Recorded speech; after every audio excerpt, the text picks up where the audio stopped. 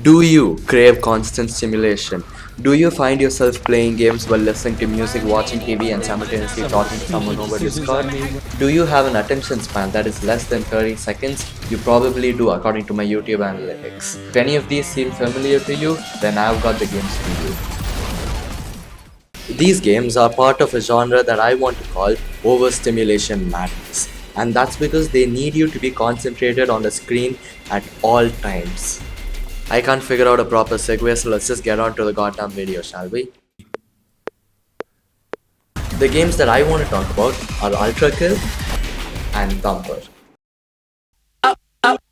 ULTRAKILL is fun and it is fast. It's a game that was made with freedom in mind, which isn't really something that you experience in FPS games nowadays. I mean, most of them are just corridor shooters, whereas in ULTRAKILL, every arena can be utilized to its fullest extent, offering almost no restrictions onto the player. Not just the arenas, but on the character itself. Firstly, you have a base walking speed that's equal to the sprint speed in most games, and then instead of sprinting you have sliding, which reduces your hitbox and also increases your speed, and you can do it infinitely. There's no restriction on how much you can slide like most games or like reality. Like, who cares about reality? We want to have fun, right? However, this game does have the most hated mechanic by all gamers suffering from ADHD, and that's stamina.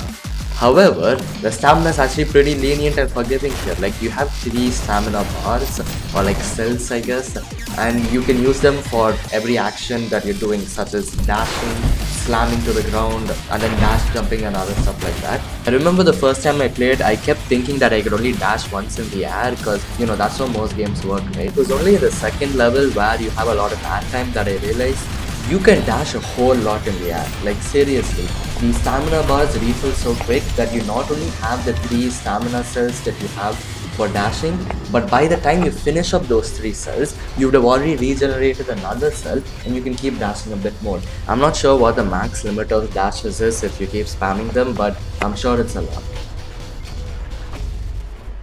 Now, if you go to the game's Steam page, it will tell that it's a character action game, which basically means that it's in the vein of games like Devil May Cry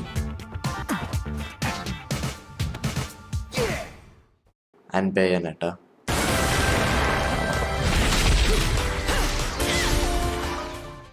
And you might be wondering, just like I was, how the hell is that possible? Like, this is a first person shooter game, right? Like, how is this anything like Devil May Cry? And it's very simple. The game has a style meter. It's the thing in the top right corner that lists off the alphabets in the English language. I'm sure you know it. It starts with D, C, B, A, S, double S, triple S, and then because love is a 5-letter word that isn't complete without U for ULTRAKILL. That's not where the resemblance to DMC stops.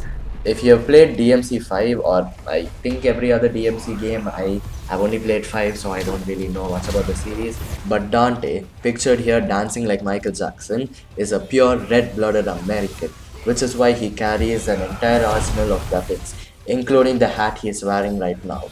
I'm not kidding, that's a weapon. Now, if I remember correctly, he has around 4 weapons, each of which have multiple modes and also a whole bunch of combos, each of which can also change or depending on which style he's using right now, which I may not have learned permutations and combinations in class 11, but I do know that that's a whole lot of stuff, which is why I haven't actually learned it properly. Like, seriously, I didn't even try learning it. I just learned one combo that exists for every single weapon and I just used it all the time. Oh wait, I just realized I'm not actually correct in my count of weapons. There are 4 short range weapons and there are 4 more long range weapons which all have their own stuff, exactly like short range weapons, which just doubles the amount of stuff that I thought there was, which, wow. The thing about ULTRAKILL is that it also has 4 weapons: the pistol, the shotgun, the nail gun and the railgun, and all of them work in the way you would expect them to. The pistol shoots in semi-automatic bullets and the shotgun, well, it's a shotgun, stuff like that. But they also all have an alt fire. For example, the pistol can charge up a piercing shot, the nail gun can shoot a nail that can attack bullets around it, and I'm not really sure how to use it, but apparently it's powerful. Each weapon right now also has a variant. I think there are 4 planned for each weapon, and the variant will basically change the alt fire of the weapon. For example, the nail gun's variant's alt fire is actually an overdrive that shoots a whole bunch of bullets at once if you shoot it for long enough. Another similarity to Devil May Cry is the sheer craziness of it all. Like seriously, if you played Devil May Cry 5, you would know that. Well, Dante is pretty goddamn goofy. Like, remember him dancing like Michael Jackson with a hat as a weapon? Like, stuff is just crazy over that. And the same thing applies to Ultra Kill too.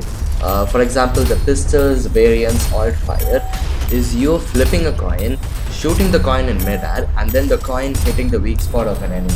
Like seriously, that is not realistic, but it's pretty fun and it serves a gameplay purpose of creating a risk versus reward trade-off of whether you have high enough accuracy to cause damage. And that's a running theme in the game, and that everything is made to serve a gameplay purpose. Everything's that because it needs to be that.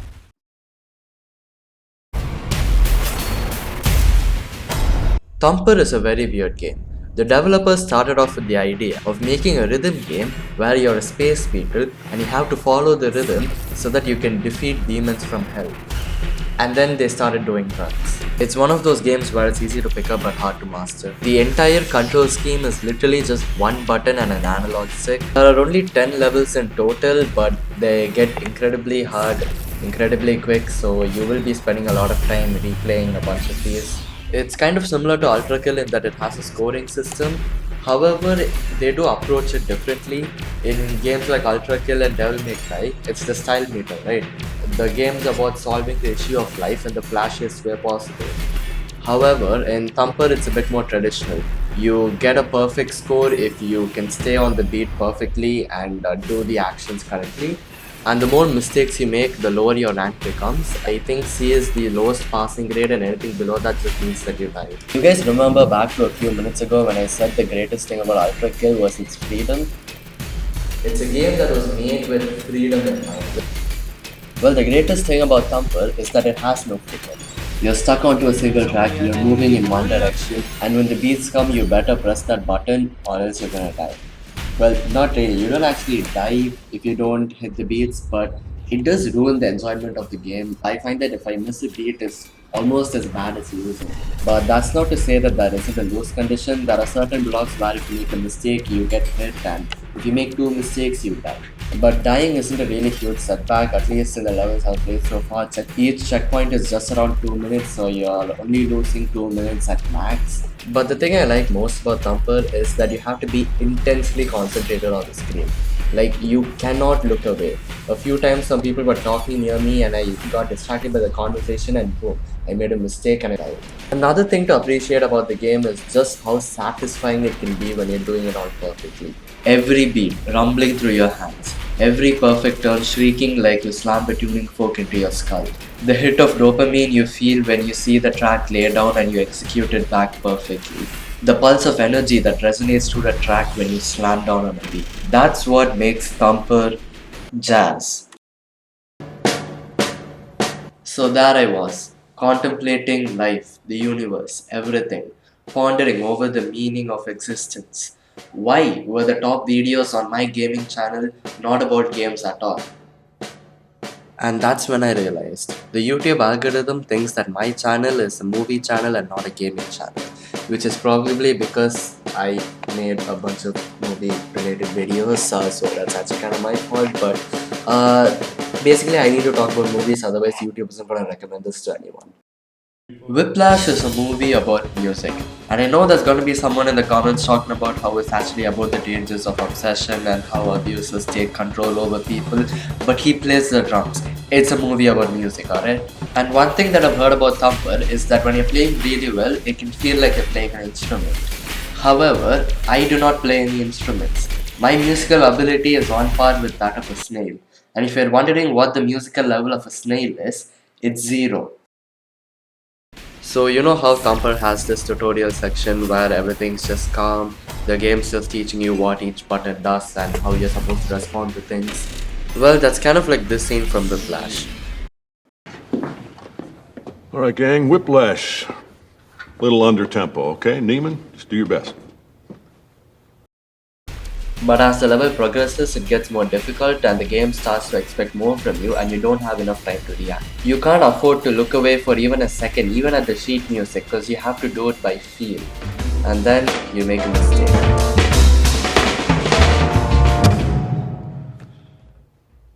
Little trouble there. Let's pick it up at 17. And then you make another mistake.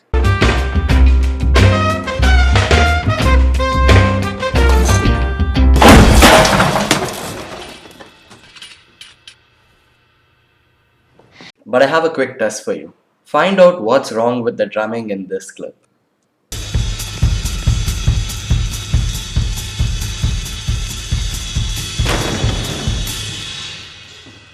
Now go and type if you figured out the mistake in this clip in the comment section below. I'm not gonna read it or anything, but I could use the engagement. Now here's the thing. I have no clue if he made a mistake. This might be something deliberate by the director in order to induce a sense of confusion or to show that something's wrong with Fletcher, but I don't think so. It's like in that movie Grand Piano. You knew that was the wrong note, Tom. You knew it. Yes, the audience didn't. They never do. That's where I think Thumper becomes a lot like music. I've seen other people play Thumper, like really good people, and they never seem to make a mistake, and that doesn't seem possible. Like, how the hell do you play this for 3 hours straight without making any mistakes? But yet, I can't find any. One day I was watching the speedrun of Death Stranding. I only saw parts of it in between, but the entire time he seemed to be complaining that he was doing mistakes and all that.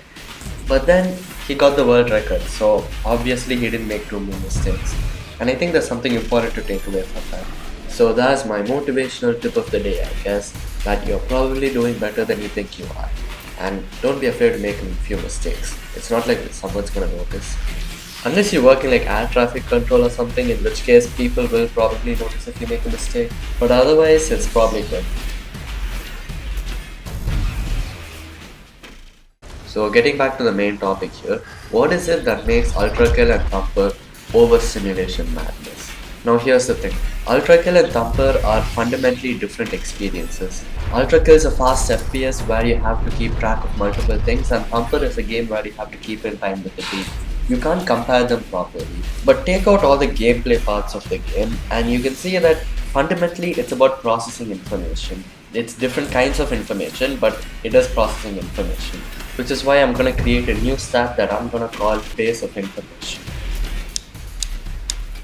It's going to be governed by two different variables, complexity and speed.